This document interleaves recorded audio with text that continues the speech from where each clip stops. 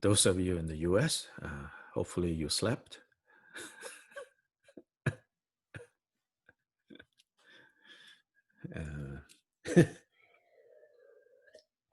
Looks like it's still too close to call.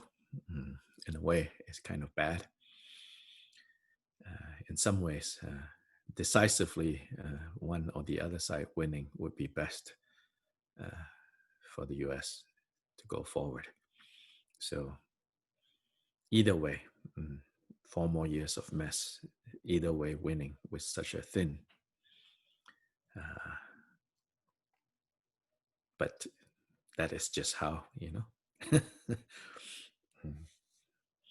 have to also believe in karma, either way. Part of the karma, I think, for those of you in Latin America, especially for those of you who are older in Latin America, there might be some sense of like, karma is always karma, The United States have done many things in Latin America to destabilize many different countries in Latin America. And in my opinion, to destabilize and install, strong men, strong usually, unpolished, ruthless types of strong leaders, for the sake of like holding, the business together. And so there's some karma like that ripening now in the place where, many people don't have to see, but still too close to call. So they will continue counting. For those of you who are not in the US and maybe even in the US, you don't understand, a part of it is this particular election, 70% of the numbers that went to the polls compared to the last time. This time, 70% did it prior to yesterday. And so there's a lot of counting to do. Some states allowed the counting to start before yesterday, but 3 or 4 of the most unclear states, they are unclear because there are still millions of counting to do. And so that's why it's still unclear. Either way, as last night we talked about, if you got a chance to join us at the Heart Sutra practice session.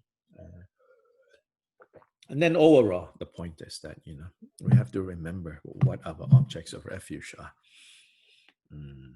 We can get distracted by, even if the person you want wins, then we might say, oh, things are good now, But those are not objects of refuge, and they are unreliable.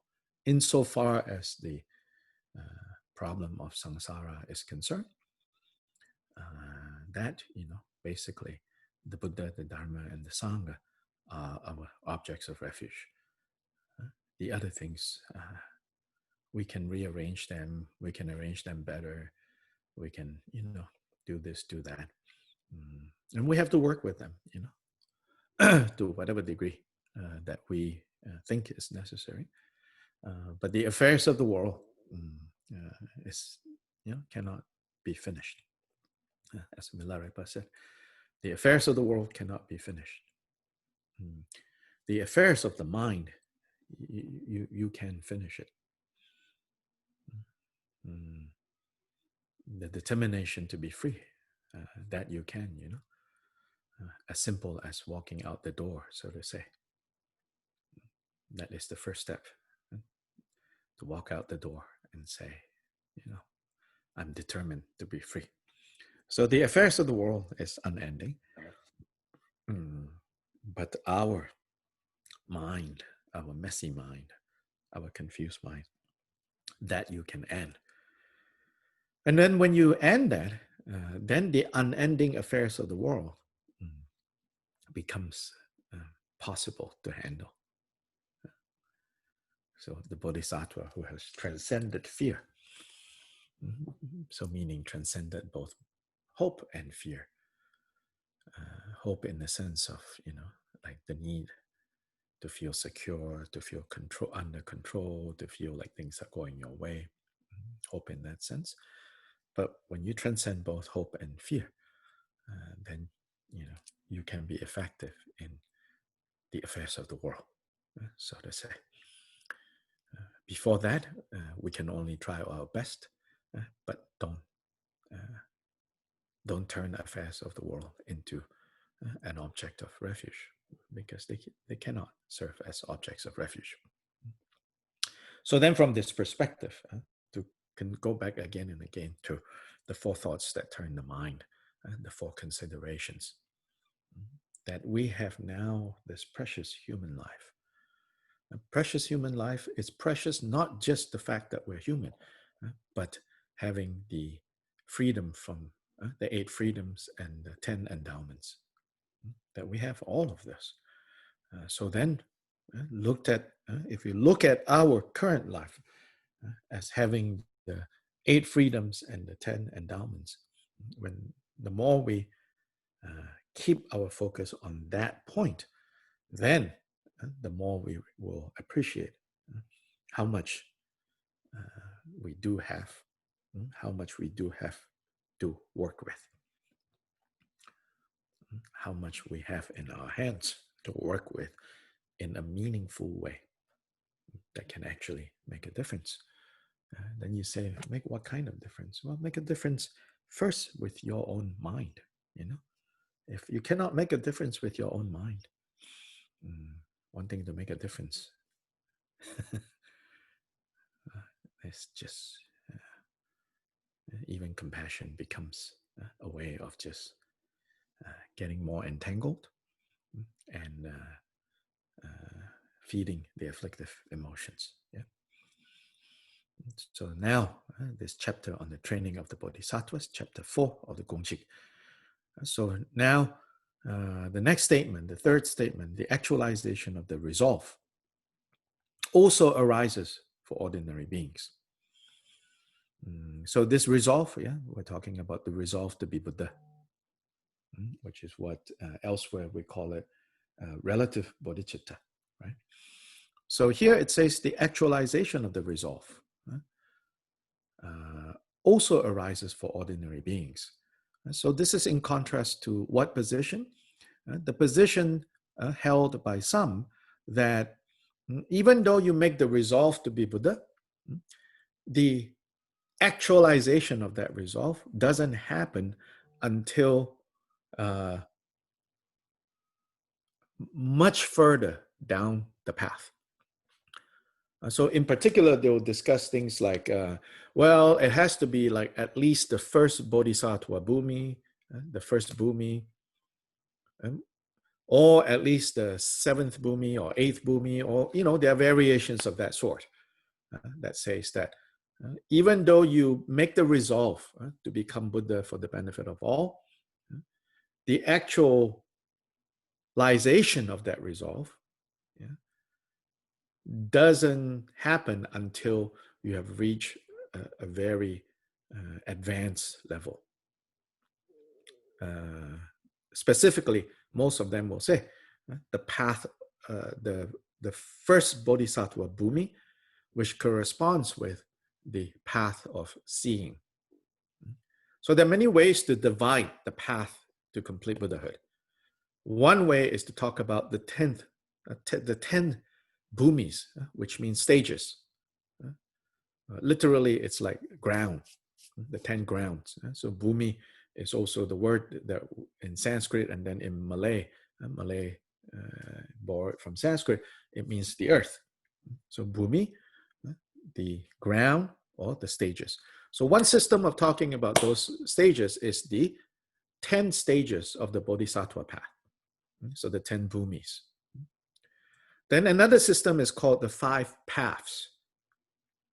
The 5 paths. Then in Mahamudra, there's another system. It's called the 4 yogas. So there are these kind of like comparable systems, but they are using different ways of measuring, so to say. Yeah? So if you talk about the 10 bhumis, the first bhumi of a bodhisattva is actually very advanced. Right? It's actually very advanced because if you take that and you compare it to the 5 paths, then it's actually the third path out of the 5. So meaning then, there's a lot of work to be done before you even arrive as the first bodhisattva bhumi. So in terms of the 5 paths, it's called the path of accumulation, then the joining path, and the path of seeing. Yeah? These are the first 3. So you start with the path of accumulation, then the path of joining. Joining is an awkward kind of stage because some definition says it joins the first and the third. And the third is the path of seeing. It's called the path of seeing because this is achieved when, for the first time, you see reality as it is. For the first time, you see reality as it is. So in this statement, Gilbert Rinpoche says, the actualization of the resolve also arises for ordinary beings. So what he's saying here is, yes, it arises when you have achieved like the first bodhisattva bhumi, yeah, which then makes you a noble being. So anything below, right? Anything below is ordinary beings. So when he uses the term ordinary beings, it has a specific reference. It doesn't mean like someone who doesn't have dharma. It means you have not yet achieved the bodhisattva bhumis. And again, there are, debates and different opinions. Do you become a noble being when you are on the first bodhisattva bhumi, or do you only become a noble being when you're on the 8th bodhisattva bhumi? So these are like technical terms about the stages of the path. But here, Jiten Sungun says, no. It's not the case that only when you have become very advanced that the actualization of the resolve to be Buddha, only then can do you actualize those trainings. So the commentary, Choda says, in the Bodhisattva Bhumi, Asanga summarizes all the Bodhisattva vows that exist. Shantideva summarizes them again in the Shiksha Samuchaya and the Bodhicaya Vatara. Acharya Chandragomin abbreviates the Shiksha Samuchaya into the Bodhisattva Samvara. So his point is, he's quoting the 2 main systems that people say, to give the Bodhisattva vow, there is the Nagarjuna system and there is the Asanga system. That there are these 2 separate systems. Here, Kyoba Rinpoche is saying, well, if you look at this system, they talk about the vows. If you look at this system, they also talk about the vows. So he's quoting from both systems. Then the point is, or Chodra is quoting to elaborate on what Kyoba Rinpoche is saying. Chodra says, if you look at this one tradition, you see Asanga, meaning Maitreya's system. They talk about the Bodhisattva vows. If you look at Shantideva, which is Nagarjuna's system, which is Manjushri's system, uh, he talks about the vows again in Shiksha Samuchaya and in Bodhicayavatara. Yeah? So the point being, the actualization of the resolve can indeed arise for ordinary beings, because it is impossible that from among these vows, the 46 things to be implemented in the actualization of the resolve arise after one has reached the first bodhisattva bhumi.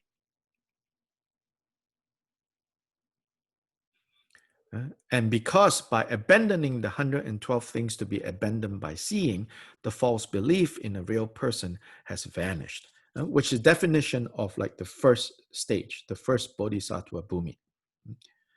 And by that point, the false belief in the real self has vanished. So he's saying, no, it doesn't. It's not the case that until you achieve a certain level of wisdom, there is no meaningful way to train in the bodhisattva training.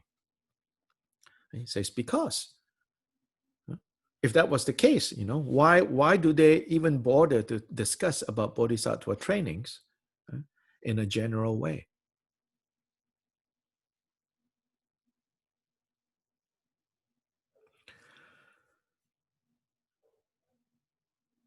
Yes. So the rest of this commentary, and even in Sobish's notes, you can feel like what is going on, I think is, at least reading now, you're like, what are they really talking about?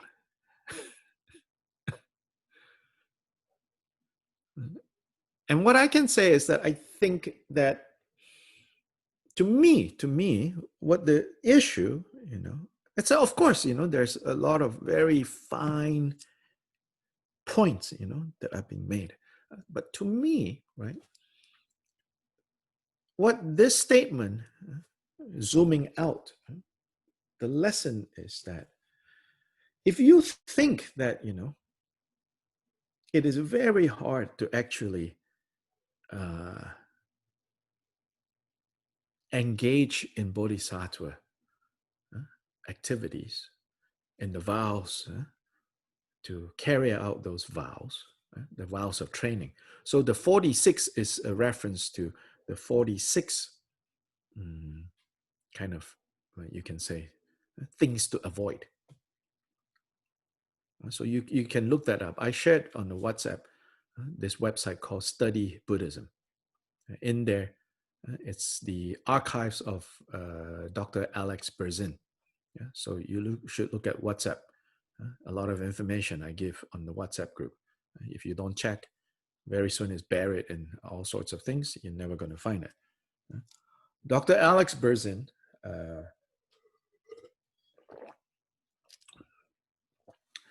in his archives, his website, there's a lot of useful information. He's primarily trained as a Gelugpa, and he teaches mostly from that tradition. But he's, well educated in other systems too. So sometimes in some of the essays, he compares them. And that website has several different languages, 4 or 5 different languages. Of course, the most robust collection is in English, but he has French, he has Spanish, he has German. His students commit to translating all these things. So he has good fortune of all these people committed to helping him carry out his bodhisattva activities. Yeah. So there, you can look at these 46. What are these 46? And so the point here is like, it might feel like, until I really get it, until I really understand selflessness, until I can really get rid of this notion of a abiding self, my bodhisattva practices, the vows and everything, it's not really possible to keep it because I'm not yet at that level. Basically, Gilbert Rinpoche is saying, no,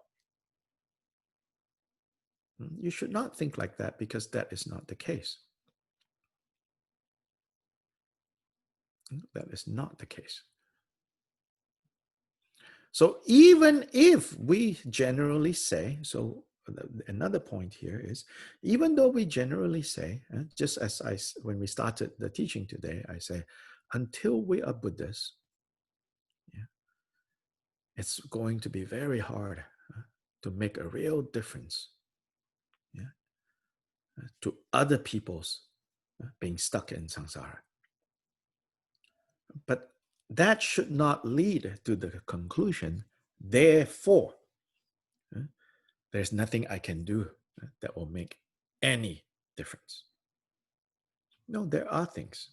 And particularly, not just anything, particularly if you look at these 46 vows of training for bodhisattvas, and if you follow and you implement that, then that is the actualization of the resolve.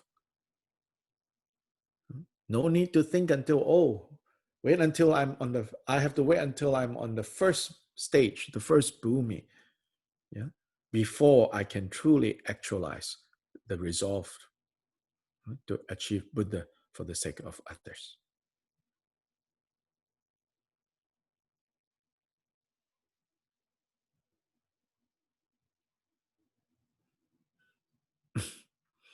The under the notes, Sobish, the very last sentence, it says, the remaining arguments of Chogi Dragpa's discussion are all presented in a similar manner, but their details need more research.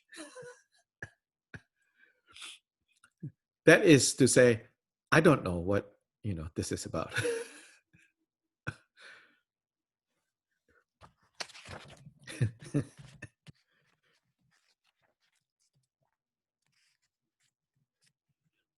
So any questions or comments?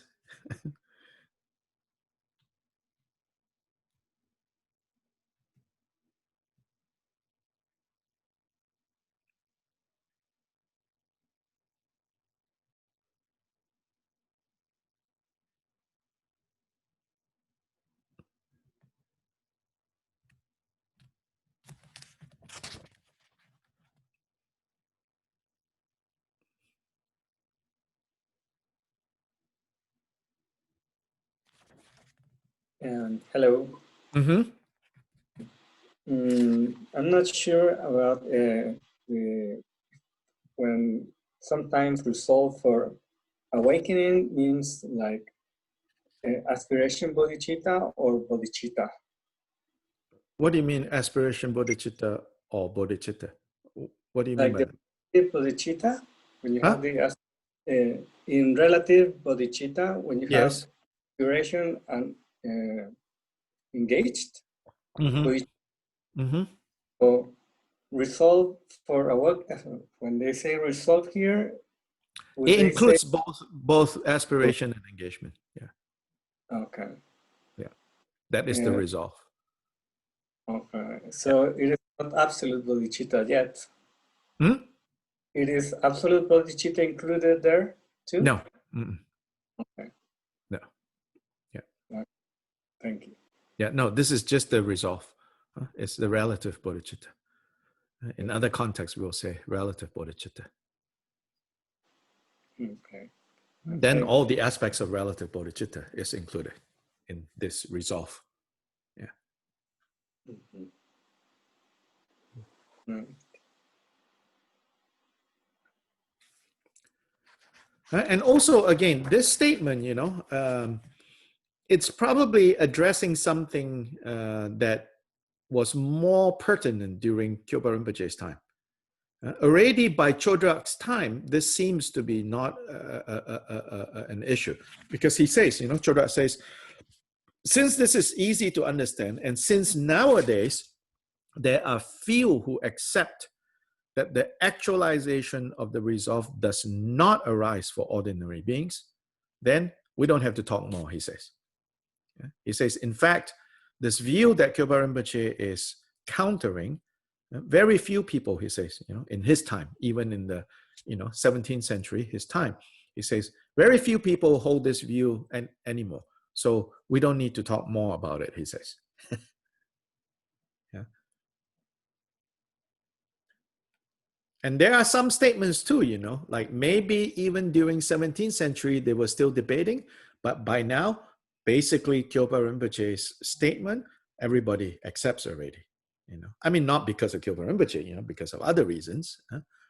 So some of these statements we have to understand, it was addressing, issues that needed to be addressed, in the 12th century, but over time now, things have settled, the understanding have stabilized in the way that Kyopa Rinpoche would agree with, then no longer an issue.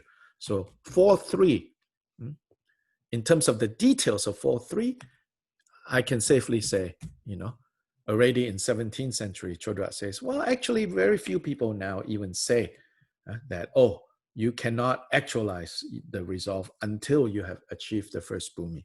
He said, very few people say that anymore. So we don't need to say more, he says. So he says, just this is sufficient. Just this much discussion is sufficient.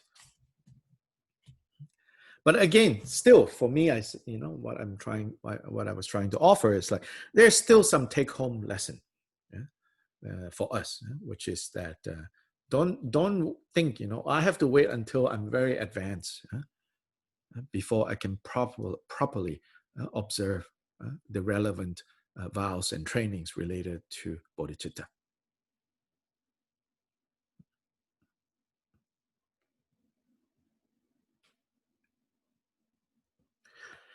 Statement 4, people claim that if one is unable to train in all 3 observances, this will not become the actualization vow. This will not become the actualization of the vow, of the resolve.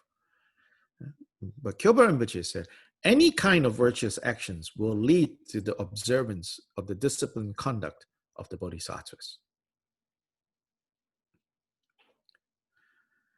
So the 3 observances is a way to summarize the 3 kind of dimensions of the bodhisattva's practice. 1, the observance of disciplined conduct. 2, the observance of gathering the qualities. 3, the observance of benefiting beings, which we discussed on Monday when we met. Those are the 3 observances.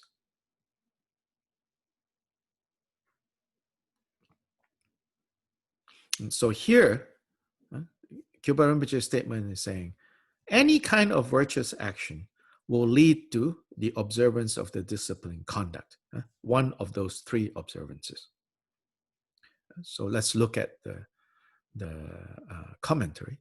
The faultless perfection of all the 3 observances of the bodhisattvas is the Buddha's sphere of activity alone. Even the bodhisattvas do not reach it. Faultless, the faultless perfection of the 3 observances. Even though all the gurus of the Bodhisattva Sudana were bodhisattvas of the 10th stage, each revealing to him their manner of practice, they were never able to fully comprehend the practice of the other bodhisattvas.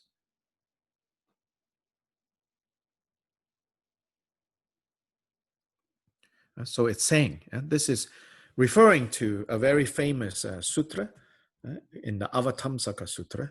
There is the telling of the story of, there's one section of the Avatamsaka called Entering the Realm of Reality. It pertains to this figure called Sudana, a young boy that visits over 50 different teachers to learn various aspects of the Dharma.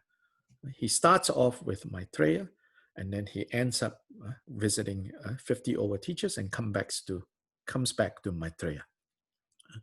So it's said here in the commentary, Chodra says, so in the case of Sudana, he met all these great teachers, all these great bodhisattvas, but as great as they were, because they were not Buddhas yet, they were on the 10th stage, and they were not on Buddhas yet. Buddhas is on the 11th, or sometimes said the 13th.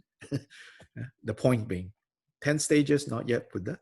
So even as 10-stage bodhisattva, they could not fully comprehend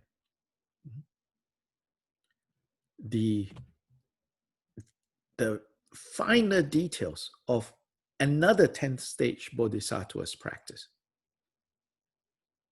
And so even 10th stage bodhisattvas who are equally on the 10th stage, there are still things that one cannot fully understand or see about another person's practice. Because only Buddhas can see that perfectly, is what Chodra is saying here. So, what is maintained in the extant Vajra statement through the term disciplined conduct appears in other commentaries as actualization of the resolve. So here Chodra says, this particular statement can be modified so that you can also read it, because he says that in the older commentaries, the line actually says, any kind of virtuous conduct will lead to the actualization of the resolve.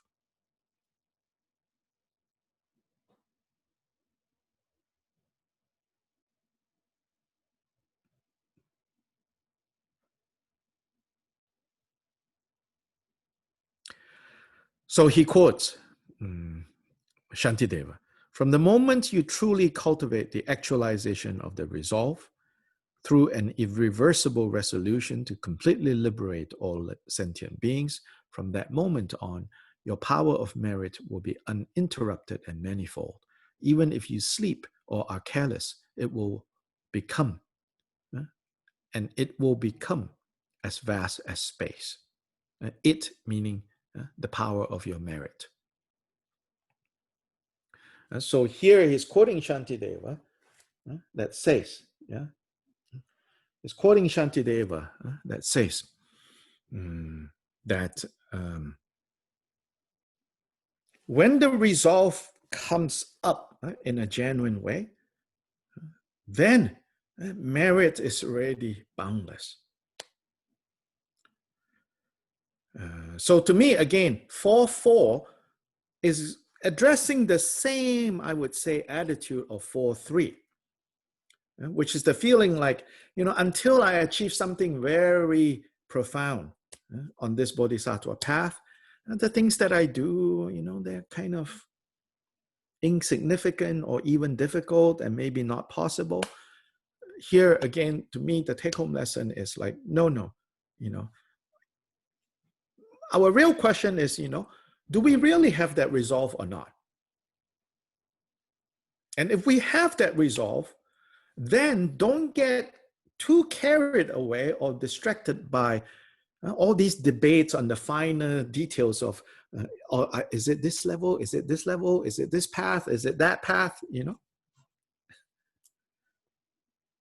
Which I think most of us, because we are not going through that kind of education system, right? To become great scholars. So we don't particularly have this danger. We probably, most of you don't even know. Like there are such like fine details of, well, if it is on this path, then on this path, like these other details of the path on this level, there's all these details, So the point here is like, for me at least,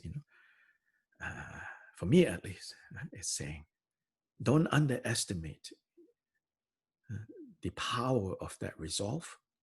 And when you have that resolve, even a small act of virtue transforms into the bodhisattva activities. In the aspiration prayers of Bodhisattva Samantabhadra, it says, even, giving a small morsel of food to an ant, to insects, if it is done from the motivation of bodhicitta, that resolve, right? Then its effect, its merit, its merit, its power, its strength is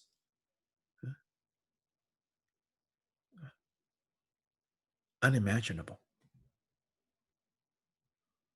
So don't underestimate that.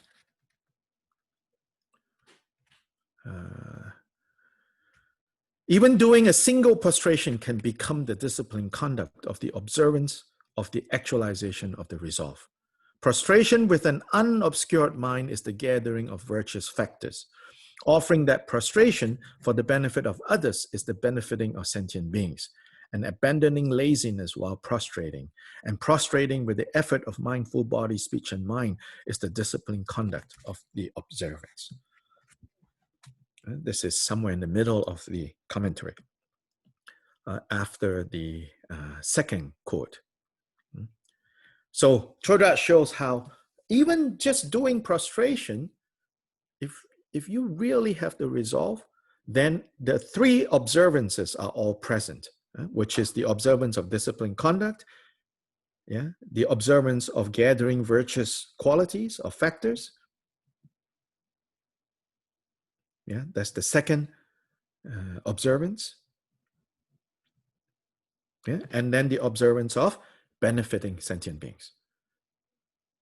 So he says, so even just a single prostration, if it is done with an unobscured mind, a mind that is not under the power, not motivated, in other words, not covered by distracting thoughts and all of that, then it's already, that itself, it's you're cultivating the virtuous qualities. And to do it with mindful body, speech, and mind, that is disciplined conduct. And to do it for the benefit of all beings, that is benefiting beings, all three. Thus, all the three disciplined conducts are certainly complete. Wouldn't it be surprising if a threefold disciplined conduct were to arise, where such incomplete virtuous actions would be complete for some and incomplete for others? Kind of a rhetorical question. Furthermore, even though one is unable to do so directly, to engage in benefiting others and so forth through aspiration is the resolve for awakening. So he's saying, like even praying itself is a form of benefiting others. Don't underestimate that. I think there are a number of scientific studies about how the power of prayer, and this is not just Buddhist prayer, any tradition, they've done some studies that are kind of interesting. That, between someone who has a bunch of people praying for them and someone who doesn't, there seems to be a difference. And in fact, these studies even look into how the people don't even need to know that someone is praying for them. We can understand, I think, easier, right? If we psychologize this and say, someone who knows that a lot of people are praying for them, they'll put them, mentally, emotionally stronger, they're feeling loved, and so they will improve. But some of these studies that I have seen says, totally the two people that they're comparing don't know that people are praying for them, but there is, evidence that suggests that prayers are making a difference. I mean, nothing conclusive on the scientific end of things. I'm just giving some examples of how the power of prayer. There are some researchers that are interested in that. They're looking at that. And so here it says, even though one is unable to directly engage in benefiting others and so forth, but by praying, for them, that is carrying out the resolve. Moreover, in the mantra teachings, to engage in bestowing the four gifts by aspiration alone, because one does not have the power to do so directly, is similar to the resolve of awakening.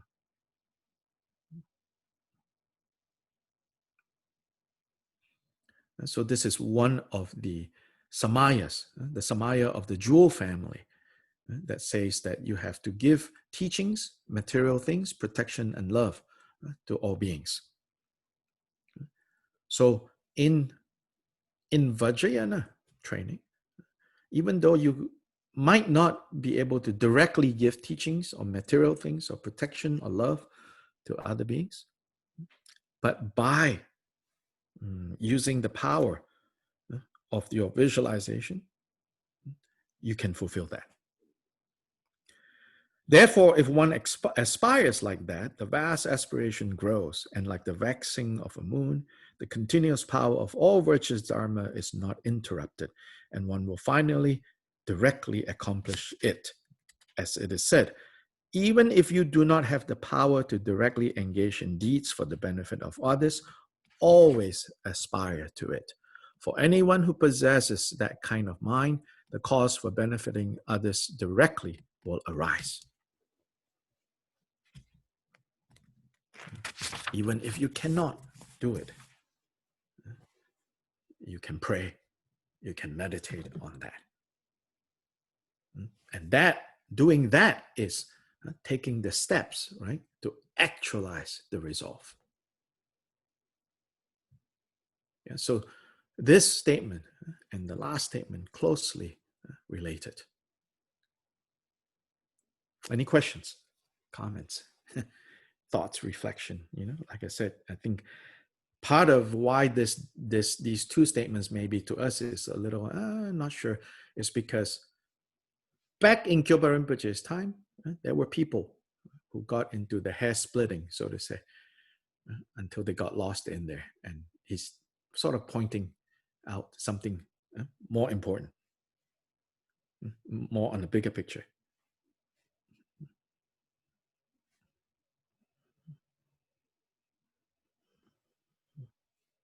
I think it's very useful, this statement, because sometimes I think if the things I do really benefit other beings, other people, no, because I don't have any realization, and this is my feeling. If really I benefit others. Yes. Yeah. So it's also saying, indirectly, it's also saying, if you feed, an ant, like some crumbs, right? And you do it without the resolve, then the effect is small. But if you do it with the bodhisattva resolve, then even feeding sugar to a bunch of ants, the result is big.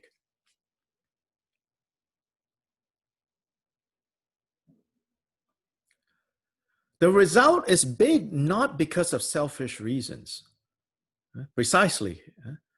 It cannot be for selfish reasons. So you cannot say, oh, I want the bodhisattva resolve so that I can get a lot of merit. Then I can just give sugar. I don't need to give a lot of things.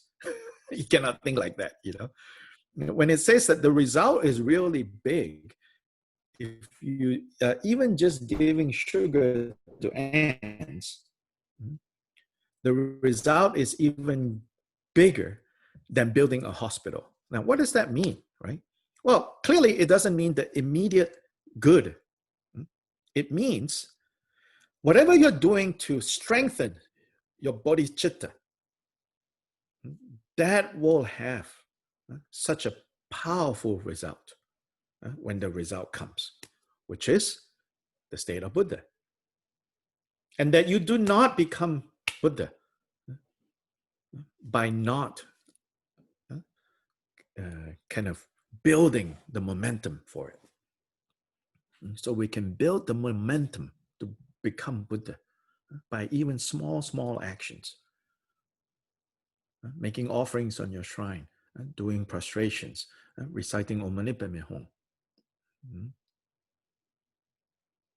Even like, I said before, if you go to like a football, soccer game, whatever, tens of thousands of people It's a good one. You sit at the top of the stadium, and you look across, and you wish, may all beings be free from suffering. That itself, it changes the way you look at things, and then it strengthens your bodhicitta. Then that becomes very powerful.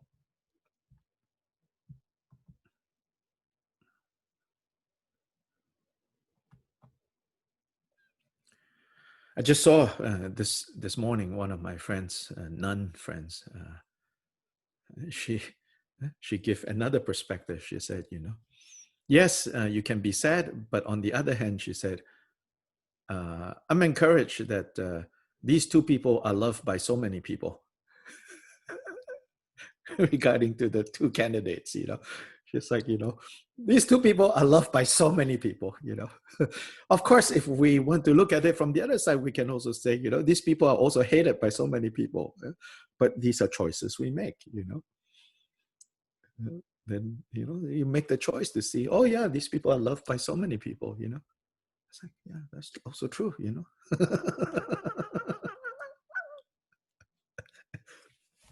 So we need to have bodhicitta. Otherwise, anger and hate can come in very easily. Yeah, it makes us feel, oh,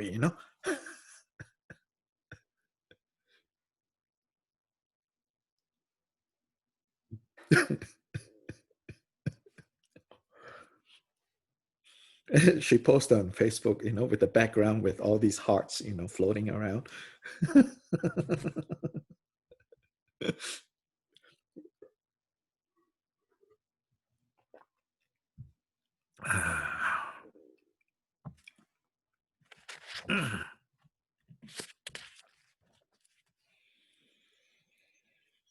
Four five is moving in a slightly different direction from 4-3 and 4-4.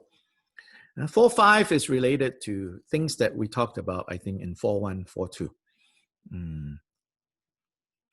So here it says, there are no transgressions that do not comprise afflictions. So here are two key terms, transgression and afflictions. So this is, before we look at the commentary, this is related to, again, all the discussions, right? You have to understand, between where the Buddha lived and like 1,000, 1,500 years later, Buddhists spend a lot of time, right? Reading, analyzing everything.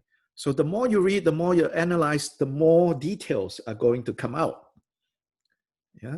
Some of those details I think are really helpful, but some of those details I think get too detailed. Maybe not even intended for this kind of detail. A lot of times when I'm reading this, of course, the Buddhist tradition is so rich in different texts, different quotes, all of this, right? But don't get discouraged with all these quotes, right? Try to remember this. When Buddha Shakyamuni was walking around and teaching his disciples, the disciples need not remember these quotes because all these quotes did not exist. You know what I'm saying? Do you understand what I'm saying? Yeah. I gained this understanding when I was kind of looking at, many years ago, how Christians, some Christians talk about the Bible, the Bible, the Bible, like the Bible, everything the Bible says, everything the Bible says. And it's like, well, the first few generations of Christians, did not have the Bible. And they were saved.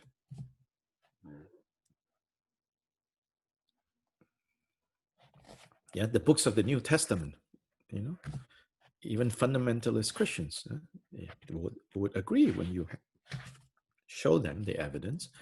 It was not written until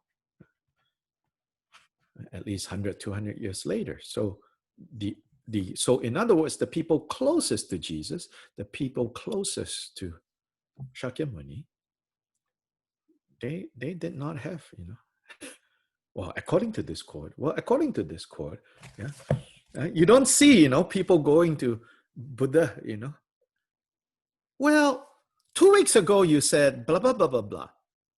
Now here you said blah, blah, blah, blah, blah. So if the Buddha, if anyone went to him like that, he would say, forget about 2 weeks ago. That was addressing a different issue, a different person. Now I'm talking to you. Now I'm addressing your suffering. Take that to heart. Use that. Use that key to unlock your prison. Sure, we learning the details are good. It sharpens our mind. Sure. But insofar as freeing our heart, not entirely necessary. That's the good news. Yeah, not entirely necessary. So don't get intimidated by this. Yeah. So anyway, here, as they were, fine-tuning all their explanations, because, they also have to answer Hindus pointing out inconsistencies, right? So part of it is also you need to shape up, right? And of course, when Buddhists look at the Hindu things and say things, Hindus also have to shape up, So they help each other, fine-tune, right? But there's a danger of like when you're fine-tuning what you think your founder taught, you can become kind of fundamentalist, become very rigid.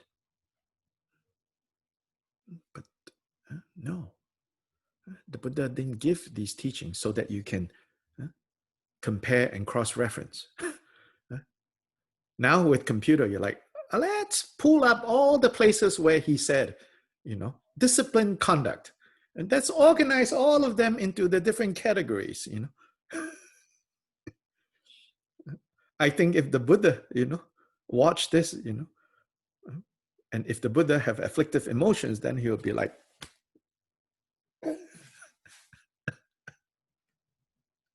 why? Yeah. So anyway, so here, then in terms of the Vinaya, so we actually, not this chapter, but the previous chapter in the Vinaya, we already saw how there's a differentiation of the vows, according to some people.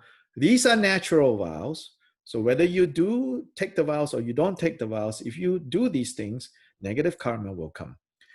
And then over here, these are not natural vows. These are vows by design.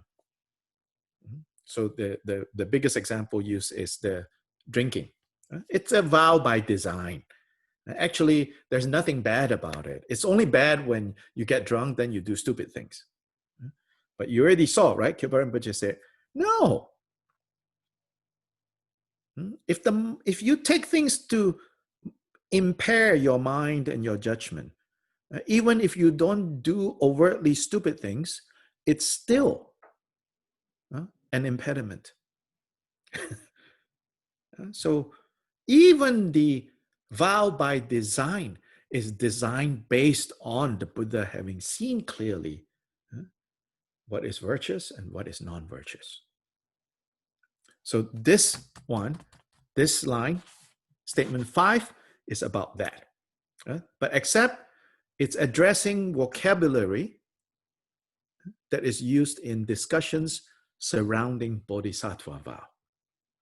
So likewise in bodhisattva vows, there are things that, there are some transgressions according to some that involve the afflictive emotions, and there are some transgressions that don't involve. Basically, Khyentse Rinpoche here is saying, no. By definition, if the Buddha call it a transgression, a breaking of one of the vows of training for bodhisattva, those 46, then it has to do with afflictions. If there were no afflictions involved, then the Buddha have no reason to say, oh, don't do that. The Buddha is not a control freak, just giving rules because he likes to see that you all obey him. Yeah, maybe an all-powerful God takes pleasure in that, to show, the kind of authority of I am God. So just follow what I say. Yeah?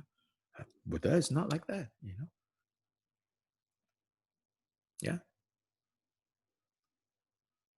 So here, since there is only the decision between the two, namely transgression associated with affliction and freedom from transgression, an unafflicted transgression in between them is impossible.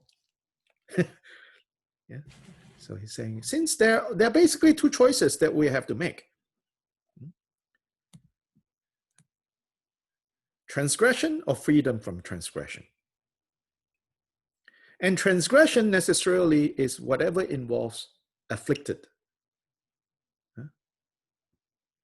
afflicted minds. And he says, so between these two, there isn't a middle third, which is a transgression that does not involve afflictions. If the Buddha created rules to stop us from doing things, and those things absolutely do not involve affliction, then something is wrong with the Buddha.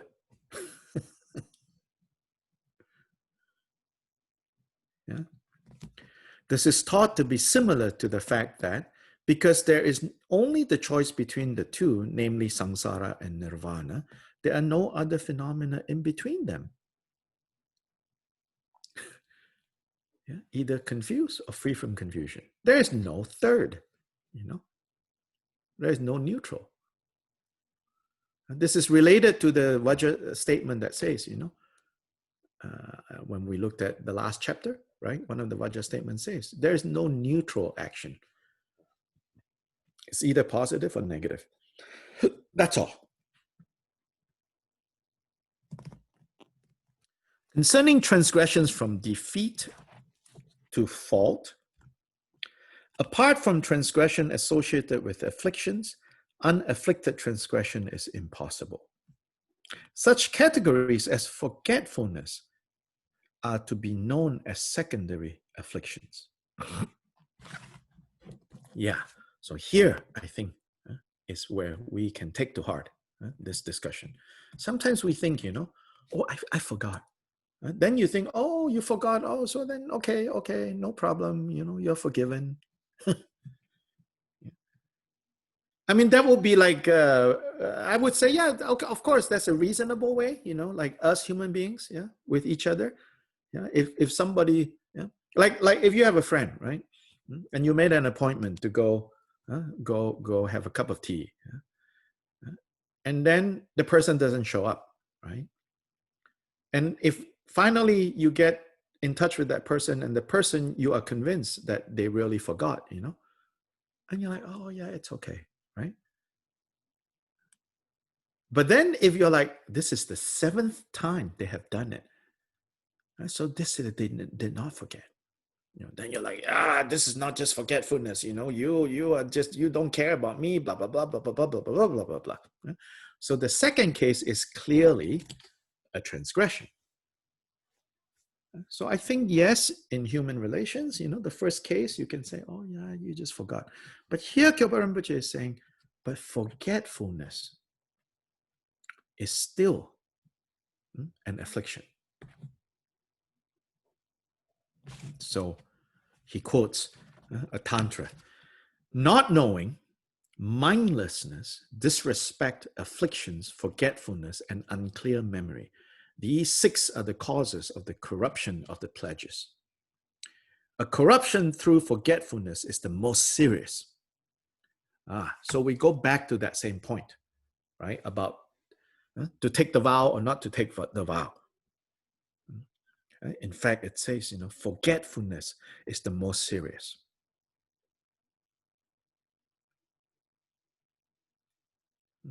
Because this is directly related to forgetfulness is the opposite of mindfulness. That's why mindfulness is such a big deal in Buddhist training. Not to forget is what mindfulness actually means. I'm not talking about the mindfulness movement in the secular sense. But the basic definition of mindfulness is not forgetting. So it is said, deterioration of mindfulness is a greater evil than killing all sentient beings of all the three realms. A mind that is forgetful is not blessed by the Buddhas, such as Heruka. Tantras state things in very extreme terms. Take it with some salt. Not too much salt, hypertension.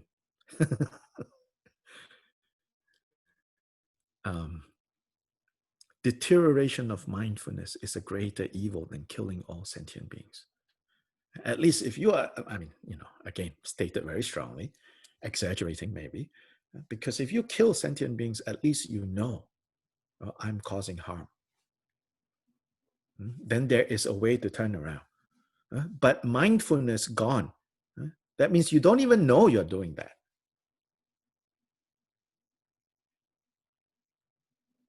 Which is why in some ways, bombs and guns are more dangerous. Because it's so easy, right, to shoot someone compared to if you have to hack them into pieces to make sure they're dead. To hack them into pieces, right? Now, if you compare this analogy, I mean, not that I have done either of those things, I can imagine. If you have to hack someone to death, right, it has to involve a lot of anger in that moment, right? To stab, stab, stab, stab, stab, it has to involve a lot of anger. So from that perspective, it's very negative. Your mind is so worked up, right? Then you would say, oh, maybe a gun is better. But the problem with the gun is, it seems so easy. Yeah, especially if the gun is a very powerful one, you might not even see the blood if you walk away soon enough. Then, if a silencer even, not even sound, and then it's out of mind. According to this, that is more dangerous because it becomes so easy. So easy to just press a button and obliterate so many that you don't even have to think about, I didn't do anything, I just press a button. More dangerous in the long term. And that is not all, the commentary says. Even a fault made in jest and with laughter is the deterioration. Oh, now it's getting serious. Even joking, it says. The Vinaya Sutra says, a laughing matter does not do any good. So be careful, all you comedians. Some say 4 alternatives of categorizing transgressions are taught. So, okay, now we are going into the categories, right? So there are 4. So they look at all the texts and they compare. And then they say, oh, we can see that there are 4. Transgression, non-transgression, reflection of a transgression, and reflection of a non-transgression. Until ... the categorizations of virtue and evil are taught like that. And so now he's quoting Sakya Pandita. This occurs in your writing alongside a quotation from Aryadeva. However, while we both agree on transgression and non-transgression, your killing with virtuous motivation, which is a reflection of a transgression, and your reflection of a non-transgression, which occurs if one harms another person, even with words that are not untruthful, is nothing but the opinion of a scholar, and it is fruitless. There, right, what Sakya Pandita is doing is kind of like, again, because Sakya Pandita is interested in putting everything into neat categories and boxes. And he wants us to pay attention to all the categories and the boxes and not mix them up. Again, I think if we were conducting a Sakya Pandita class and looking at Sakya Pandita's main text, we can learn a lot of things from Sakya Pandita. Yeah. But here, when studying the Gongchik and when the Gongchik criticized this, we can also learn something from this. Not so much about, Sakya Pandita was wrong, but rather we should not develop these kinds of attitude ourselves. So here, let's look closer in this. What is the meaning of like reflection of a transgression? So in dividing transgressions into four, in other words, in the Drigong system, in Gongchik, there is only two, transgression or non-transgression. There is no reflection of transgression. That means like mirror reflection, reflection in that way. Not reflection as in thinking, but the image. An image of the transgression and the image of a non-transgression. So for Sakya Pandita, his categories are more kind of detailed. He says there are four. There are clear transgression, clear non-transgression. Then there is a reflection of transgression and a reflection of non-transgression. So then he says, killing with a virtuous motivation. Like we would say, like mercy killing, euthanasia. Someone who is suffering a lot, or an animal who is suffering a lot, a pet, we should kill. Because it's out of good motivation. We don't want them to suffer, right? I think we can think like that. We sometimes do like that. If you follow Sakya Pandita, he will say,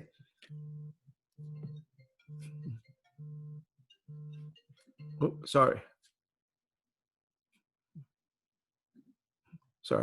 interruption.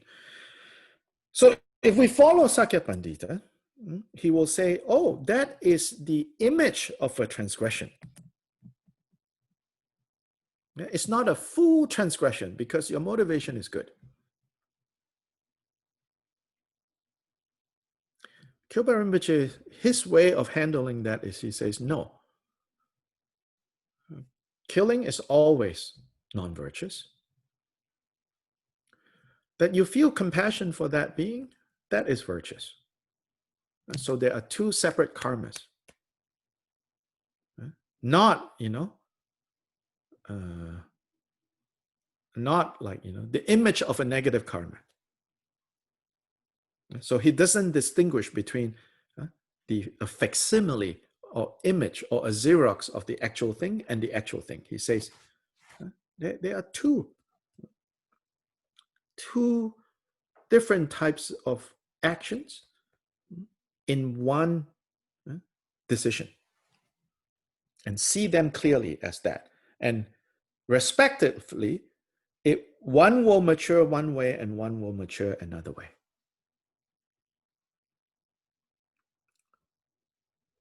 Yeah. And so then in Sakya Pandita's category of a reflection of a non-transgression, what is that? If one harms another person, even with words that are not untruthful. So that is the example that he gives. So a non-transgression, that means words that are true, not untruthful. Okay, words that are true, but you use that to harm someone. That means that person has stolen from someone else. So then you say, oh, he stole, right? But if you say it because you want to see the person punished, then he calls this reflection of a non-transgression.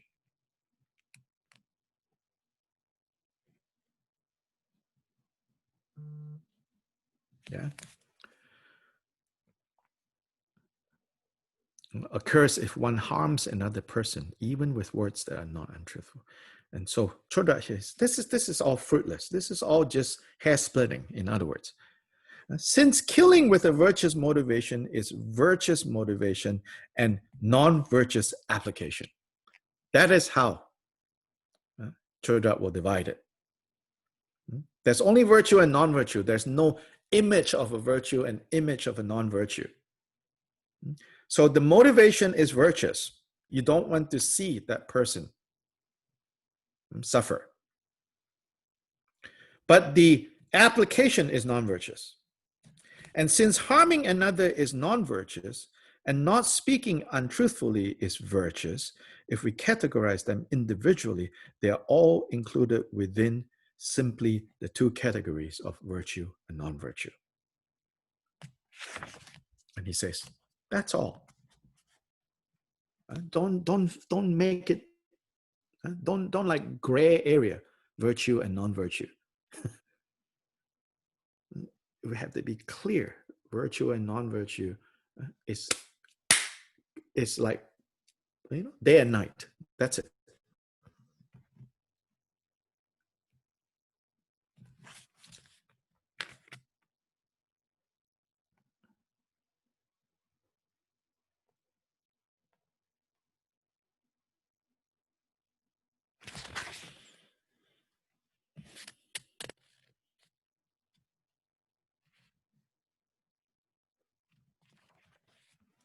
Questions? Comments?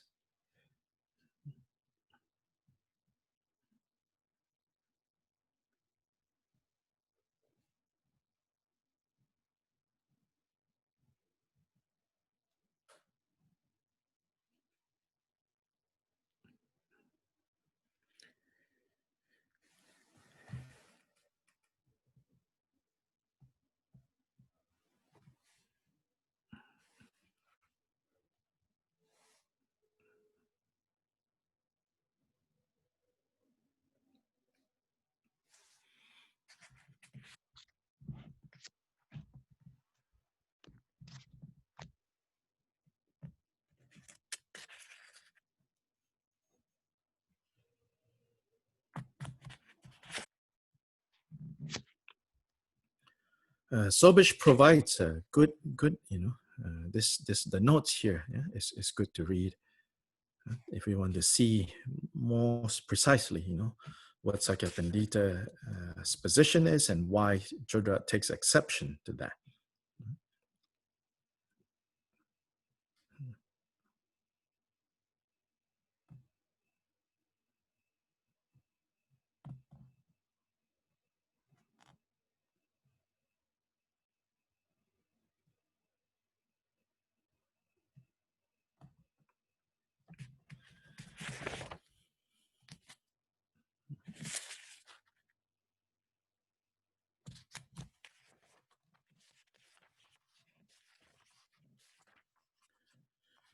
Uh, 4-6 is a major kind of statement.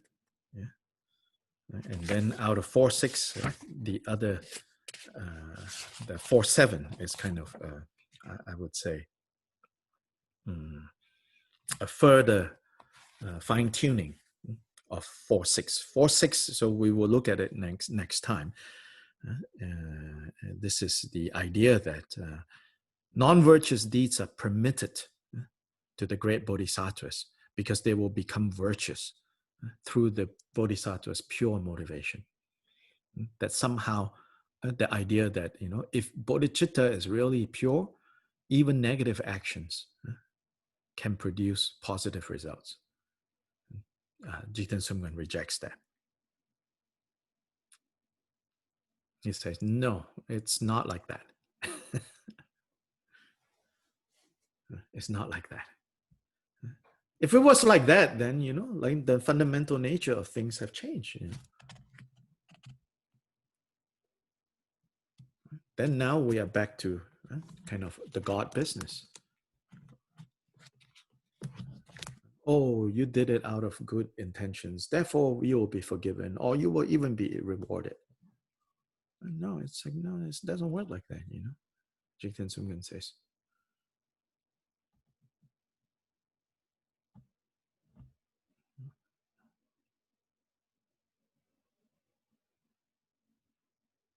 And here, this statement, 4-6, then the commentaries important, the commentary. And so the commentary, and then especially in the notes that Sobish provides, is very detailed. So if you have time, go ahead and read ahead. Generally, it's good to read ahead if you have time, so that when we start talking about it, you have some idea where this is going. Yeah, of course, not always possible, even for me, not possible to laziness to go look ahead. But if you can, it's good. Yeah.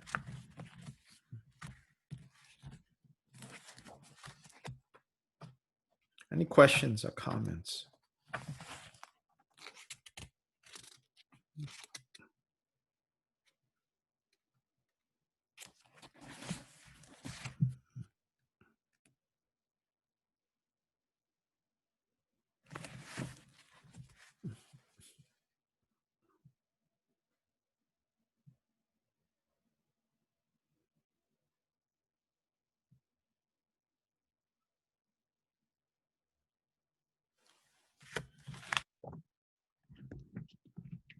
So if not, we shall end here this morning.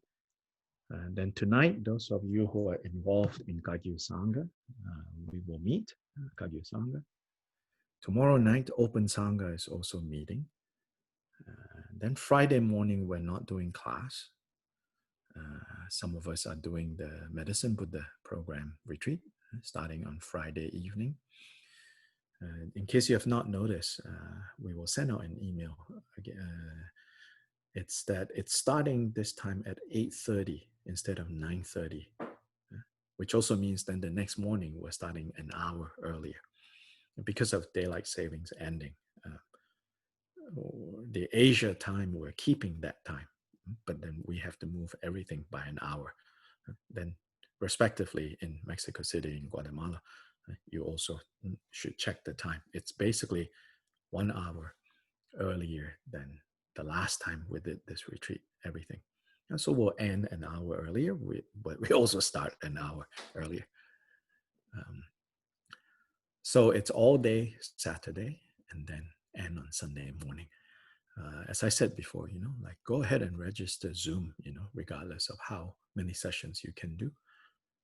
It's a different experience, when you're able to be on Zoom. And it involves slightly, at least psychologically, a little bit more commitment than the free and easy Facebook. In some ways, the free and easy of Facebook, that is part of what we've been talking about here. It's related to forgetfulness, which is a greater evil. So it's like, oh, I'm not going to make that commitment. I don't know if I can do it. So I'll just see, if I can do it, it'll be good. If you keep doing things that way, you will never build any momentum.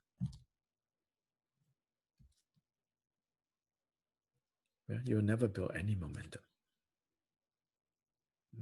So you make a decision and you say, I'm going to do it. Then you do your best. And after that, it's good. Even the guilt that comes, that feel, oh, but that guilt is actually a good kind of guilt, because it's like, okay, I need to,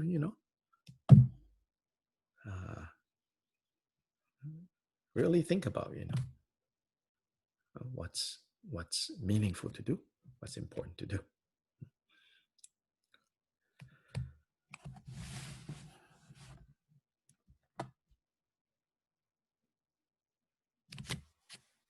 Hi, Dr. Lai. Yes. Any chance you can send the passcode and the number to join for Medicine Buddha? We already registered. We haven't gotten it. Yeah, it's not being sent out yet. Okay. Okay. Thank you. Yeah, as I said, we'll be sending out this information. Nathan is the one doing it, and so I try to stay out of all the details of logistics. I don't have the energy for that. Chanju Sem Jo Rinpoche ma ge ba nam ge gyu ji ge ba nyam pa me pa yang go ne gong lu pe wer shu. Thank you. Gracias. Gracias.